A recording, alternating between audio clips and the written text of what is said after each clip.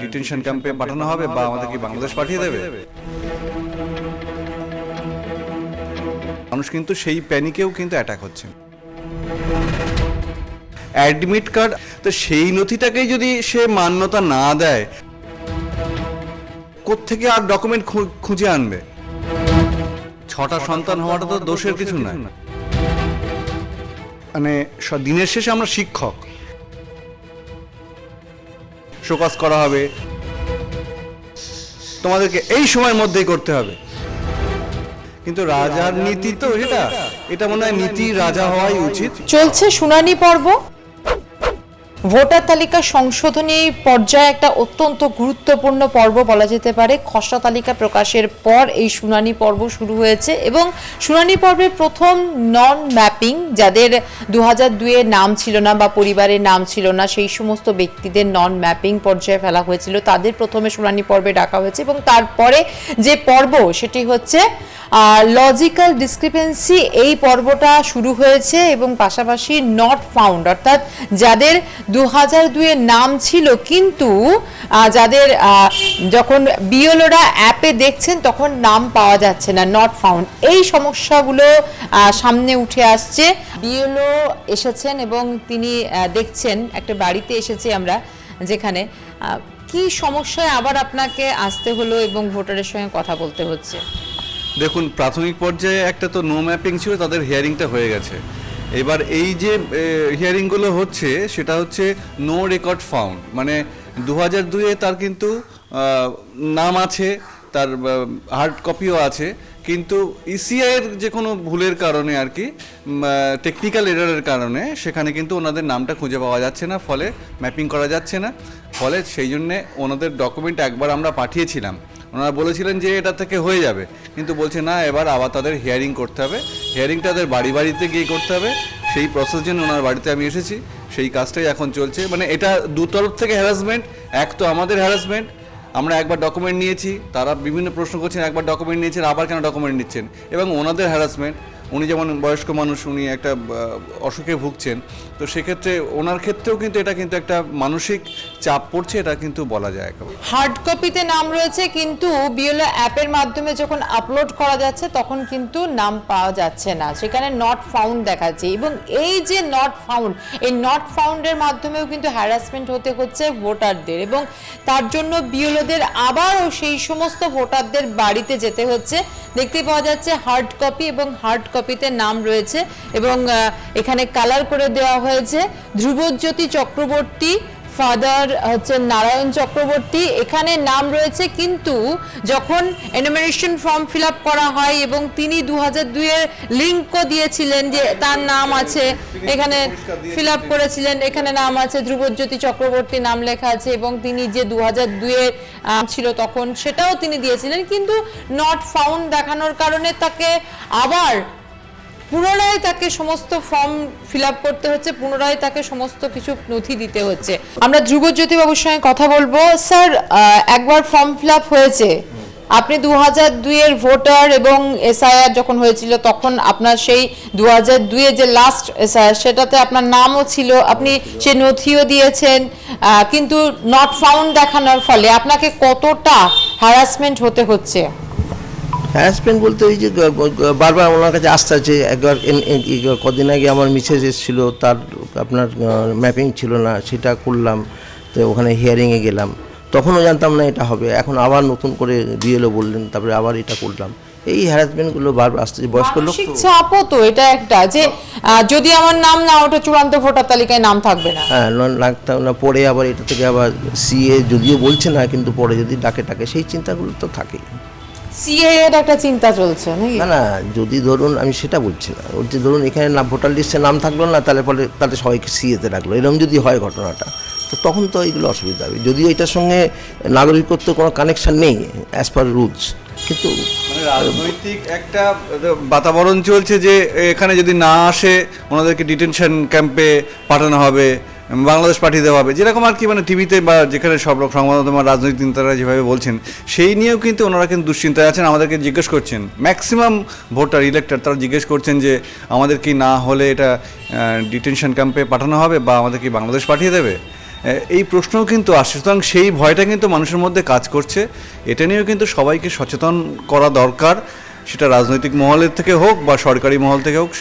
এটা কিন্তু দরকার, কিন্তু মানুষ কিন্তু সেই প্যানিকেও কিন্তু অ্যাটাক হচ্ছেন। দেখছেন রাজনৈতিক তরজা চলছে এই বিষয়টিকে নিয়ে, এবং কেউ বলছে এটা এনআরসি হচ্ছে বকলমে, সেটাও বলা হচ্ছে যে প্রত্যক্ষ হবে না হলে পরোক্ষ হবে হচ্ছে।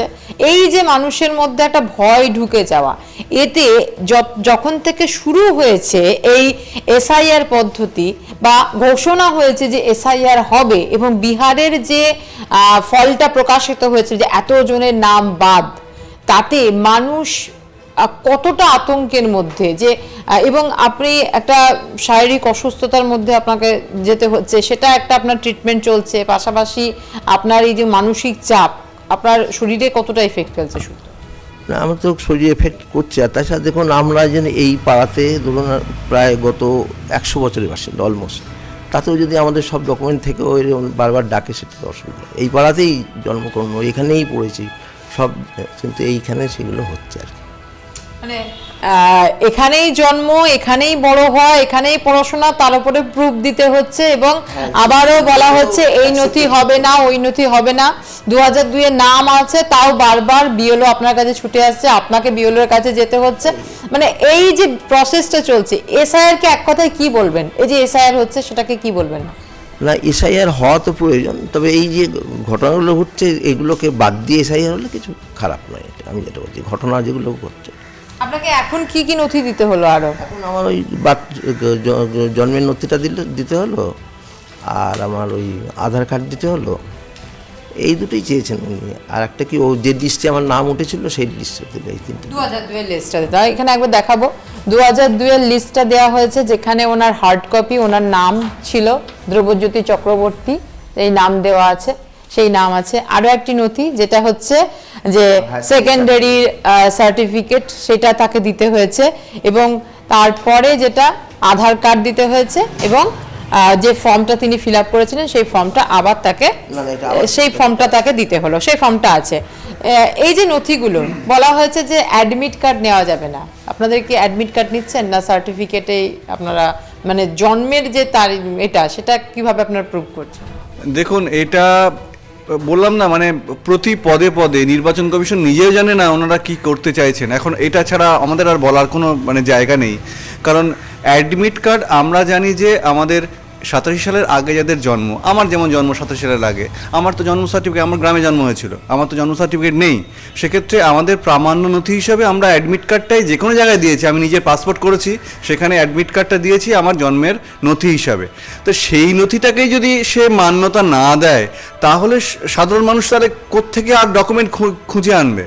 এটা তো তাদের জানা উচিত। তো এটা সত্যি হুইমসিক্যাল, মানে এটা সত্যি সাধারণ মানুষের ক্ষেত্রে একটা চাপের, মানে হঠাৎ করে তাদের এই মত পরিবর্তন করাটা, এটা কিন্তু সাধারণ মানুষ নিতে পারছে না। পশ্চিমবঙ্গের এই যে মানে অ্যাডমিট কার্ড, মাধ্যমিকের অ্যাডমিট কার্ড, মানে যারা মাধ্যমিক দিচ্ছে তাদের কাছে কিন্তু একটা স্বস্তির বিষয় যে সার্টিফিকেট, মানে জন্মর যে সার্টিফিকেট, সেটা হিসেবে অ্যাডমিট কার্ডটা প্রচণ্ড অথেন্টিক, এবং সেটা যেমন হায়ার এডুকেশন করতে তাদের ব্যবহার করা হয়েছে, তেমনই ভোটার কার্ড যখন তৈরি হয়েছিল, মানে ভোটার নাম লিখেছিল, তখন তার নিয়েছিল আধার কার্ড, পাসপোর্ট, সমস্ত কিছুতেই অ্যাডমিট কার্ড। হঠাৎ করে ইলেকশন কমিশন এবার বলছে যে না, অ্যাডমিট কার্ডটা গ্রহণ করা যাবে না। এটা আপনাদের মানে একজন বিএলও হিসেবে কতটা সমস্যার মধ্যে পড়লেন? কারণ মানুষের কাছে এটা একটা সবচেয়ে বড় অথেন্টিক নথি বলা যেতে পারে। নাগরিকত্বের প্রমাণ যদি দিতে হয়, সব থেকে বড় প্রমাণ হচ্ছে পাসপোর্ট, ঠিক আছে? সেখানে যেভাবে ভেরিফিকেশন হয়, পুলিশ ভেরিফিকেশন থেকে শুরু করে, সেখানে আমরা প্রথম দিই অ্যাডমিট কার্ড আমার বয়সের প্রামাণ্য হিসাবে। তো সেইটা যদি না হয়, তাহলে মানুষ আমাদেরকে প্রশ্ন করছে যে আমার অ্যাডমিট কার্ড ছাড়া কিছু নেই, আমার ওই 87 সালের আগে জন্ম, আমার তখন আমার বার্থ সার্টিফিকেট নেই, তাহলে আমরা কি করব? আমরা কোনো প্রশ্ন উত্তর দিতে পারছি না। এই দু একদিনের মধ্যে যেটা হচ্ছে আর কি, তার আগে তো হিয়ারিংয়ে কিন্তু আমাদের বেশ কয়েকজন কিন্তু এই সার্টিফিকেট কিন্তু দিয়েছেন। আমি জানি না, যারা দিলেন তাদেরকে আবার ডাকতে হবে, যদি এইরকম বাদ দিয়ে দেয় তাহলে সেক্ষেত্রে কি হবে? আমি জানি না তাদের কি হবে, মানে নির্বাচন কমিশন কি করবেন, নিশ্চয়ই সেটা ভেবে দেখবেন এটা, কারণ ওনারা যে সময় করেছেন তার আগে হিয়ারিংটা হয়ে গেছে। 6টা সন্তান হলে তাকে ডেকে পাঠানো হচ্ছে হিয়ারিংয়ে, কোনো বাবা মায়ের যদি 6টা সন্তান হয় বা 5টা সন্তান হয় বা 7টা হচ্ছে, তাহলে সেক্ষেত্রে তাদেরকে ডেকে, সেটাও একটা তো প্রশ্ন যে একটা বাবা মানে এআই বলছে যে একজনের 7টা সন্তান 6টা সন্তান হতে পারে না, সেটা তো এআই ভুল করছে, তো সেক্ষেত্রেও তো একটা হ্যারাসমেন্ট যে তার কাছে সমস্ত নথি আছে কিন্তু তাকে ডেকে আনা হচ্ছে। দেখুন 6টা সন্তান হওয়াটা তো দোষের কিছু নয়। আমাদের সময় মানে ওই 70 সাল বা 80 সাল এই সময় তো মানুষের তো অনেকগুলো করে, আমার মায়েরা যেমন 6 ভাই বোন, তাদের তো সেটা দোষ নয়, তো সেটা তো এআই যদি না বুঝতে পারে তাহলে এআইকে সেটা সেই ইনপুটটা দিতে হবে যে 6টা সন্তান হতে পারে। যেমন একটা সিম্পল হিসেব, যিনি এআইটার মানে যেটাকে ইনপুট করেছেন এখানে, সেখানে যদি তিনি দিয়ে দিতেন যে কেআর আর কুমার সেম হবে, তাহলে এআই তো আর সেটা দিতে পারে না যে না কুমার আলাদা কেআর আলাদা, এটা দিতে পারে না। তাহলে এটা তো নির্বাচন কমিশনই করেছে, এটা নির্বাচন কমিশনেরই করা উচিত ছিল যে 6টা সন্তান হলে তাকে ছাড় বা কুমার কেআর এইগুলো বা এমডি মোহাম্মদ এইগুলো তো নির্বাচন কমিশনকেই তো ইনপুট দিতে হবে কম্পিউটারে, তবেই তো সে করবে, তার তো কোনো দোষ নেই। সে যেটা দেখছে সেটাই সে বলছে, তাকে যেভাবে ইনপুট দেওয়া হয়েছে সে সেভাবে আউটপুট দিচ্ছে।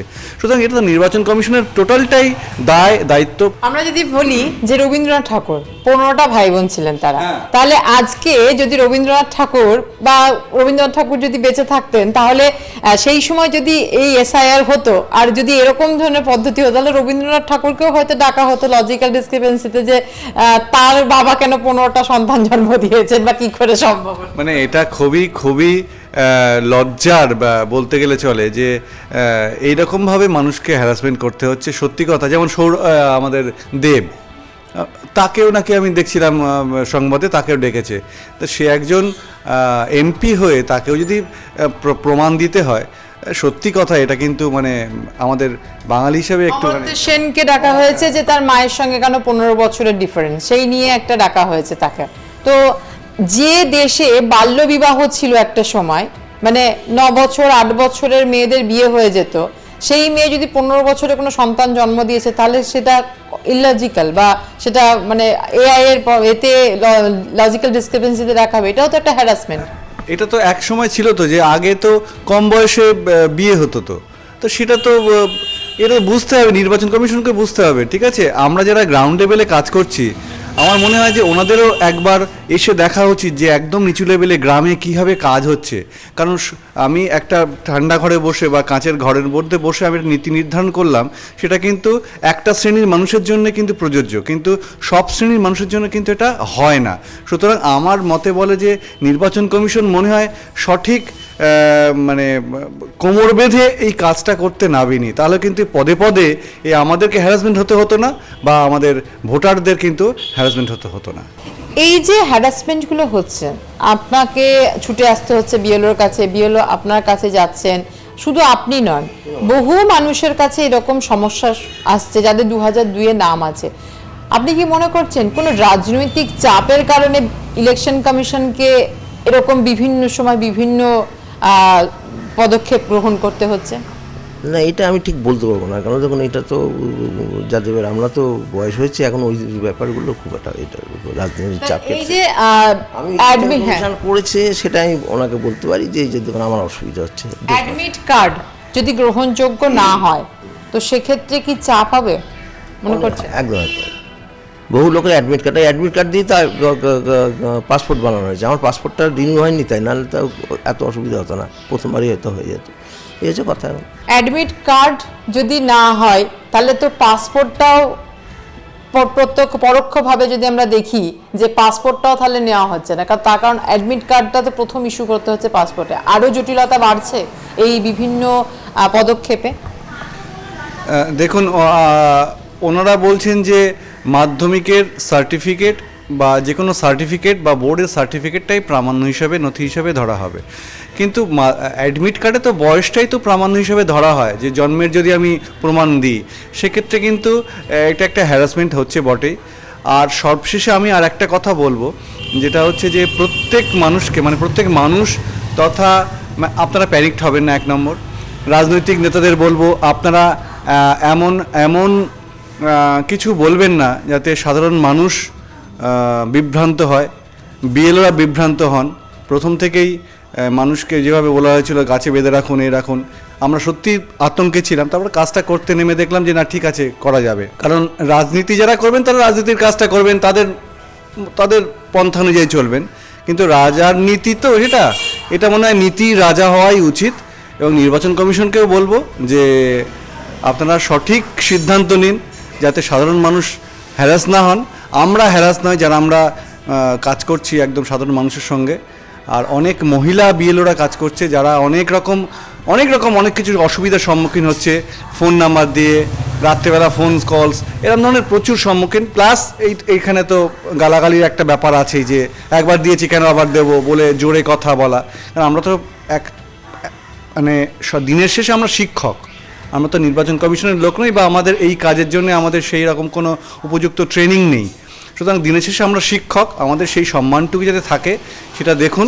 আপনারা একটা নিয়ম, যে কোনো একটা নিয়ম করুন, সেই নিয়ম অনুযায়ী চলুন প্রথম থেকে শেষ পর্যন্ত, তাতে আমরাও হ্যারাস হব না আর ভোটাররাও হ্যারাস্ট হবে না। যদি এরকম চলে যে এই যে মানে দিনে দিনে নির্বাচন কমিশন একটা করে পদক্ষেপের কথা জানাচ্ছে, একটা করে রুলস বের করছে এবং যেটা বলছে এই নথিটা নেওয়া হবে না, এই নথিটা হবে না, এতে চূড়ান্ত ভোটার তালিকা থেকে কি বাদ যেতে পারে আরো বেশি পরিমাণে নাম?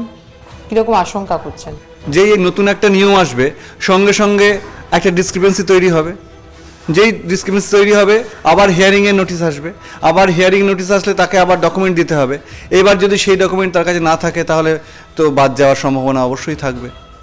আর এভাবে যে সময়গুলো চলে যাচ্ছে, 14 তারিখ চূড়ান্ত তালিকা প্রকাশের কথা, 7 তারিখের মধ্যে সমস্ত কাজ কমপ্লিট করে নিতে হবে।